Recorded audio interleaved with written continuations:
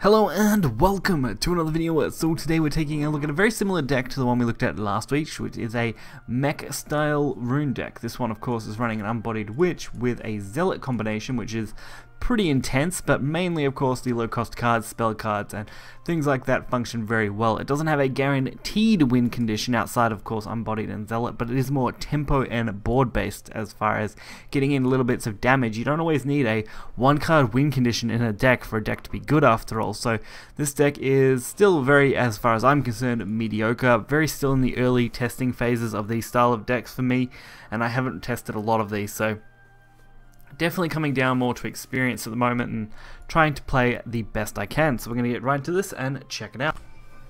So the first match for this video is against Blood.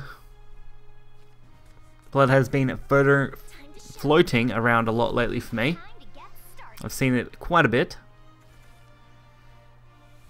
Very nice early start here. Robo Goblin is actually perfect, and Mecha Wing Angel also really good.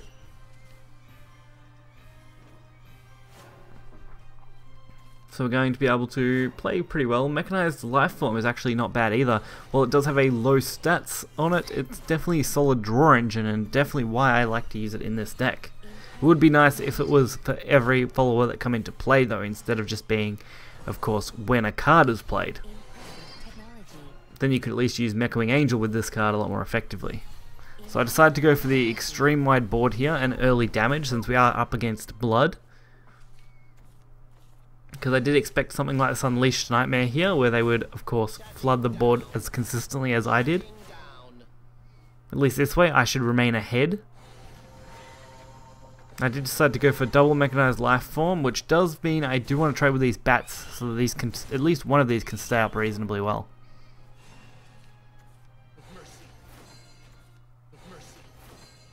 Double Paradise Vanguard, though, is definitely rough, since one of those alone can trade really easily against these. Which is a little disappointing. I would have liked to have got a little bit more draw out of them. Or at least out of one of them.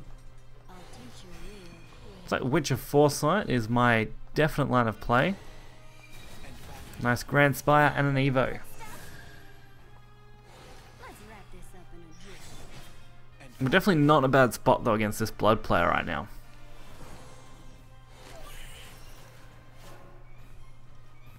That little devil.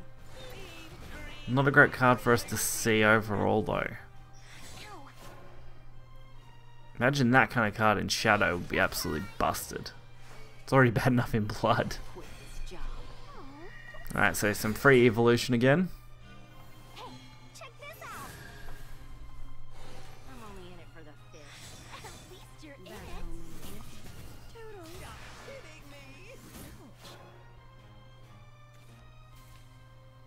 Insight for some draw and some spell boosting. Witch's Snap is at least going to allow us to kill off the 5/3.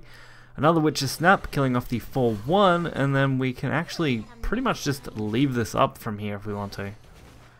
As I don't really want to activate him and have more cards pop out of him, so leaving him like this right now is actually pretty okay considering we're at 19 health currently. Plus, since we're so close to the Unbodied Witch, I don't really want to have to waste too much. I really just need to use what I can to deal with these while we set up for a really good Unbodied turn. And try and draw anything else that I might be able to actually use. And this time I did decide to use the Witch's Snap, even though it is going to of course spawn 2, since I'd rather that than them trading into the 3/1 and leaving 2 followers on board, so... Didn't always work out as I wanted it, but this is still pretty okay. So Unbodied Witch and Zealot of Truth. Flooding our hand with basically an infinite number of them. Not quite infinite, but very close. 7. 7 Zealots, all boosted to 0, thanks to Unbodied's effect. And now 12 damage, which I'm going to send to the face, considering we only need 1 damage from these Zealots next turn to win. And they're probably going to be forcing resources to clear all of these. Destructive Succubus, and yes, like I mentioned, forcing their resources to deal with these. Actually very well done on their part. And since I have exactly 3 Zealots, that is going to give me a perfect lethal.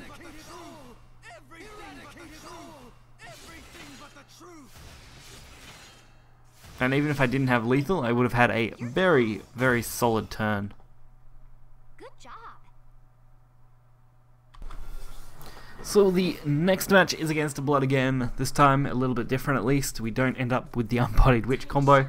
This tends to be the more positive matchup for this deck. As I mentioned, it's not a perfect deck by any means, and since this is early stages for me when I'm making this video, it's definitely a rough one to play.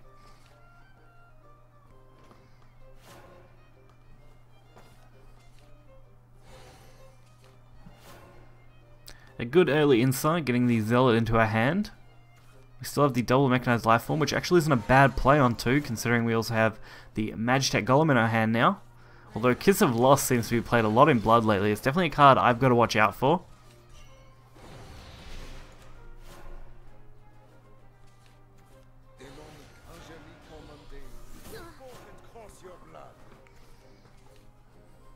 So good Mechanize plus Mecha Wing is actually going to be pretty intense for them to deal with.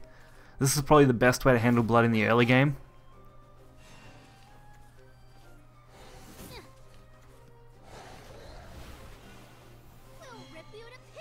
Lycos Berserker. That's not great, but it's not the end of the world. We ended up getting another Magitech Golem. This time though I am going for Sapphire Rebel, since it is going to give me multiple cards and even draw, which is even better. With a quick Evo we can at least clear this and then go face. Not even having to use the 5/6. Even though it did waste the Delta Cannon, but I'm completely fine with that in this situation. Considering we have two Zealots, a Magitech Golem, and pretty much anything else we could need at the moment as far as cards go. So just the Golem and a Repair would be enough, but we don't need to go with that since we did end up with the Robo Golem. Goblin. I always think Golem, but it's Goblin. That did let us take that out very easily and go for another 7 damage to the face. Making this a much faster game than the last one. This is probably more ideal as far as what you want in the early game, being able to control the board through effects mostly, so definitely what I'd aim for instead of trying to hold out long term.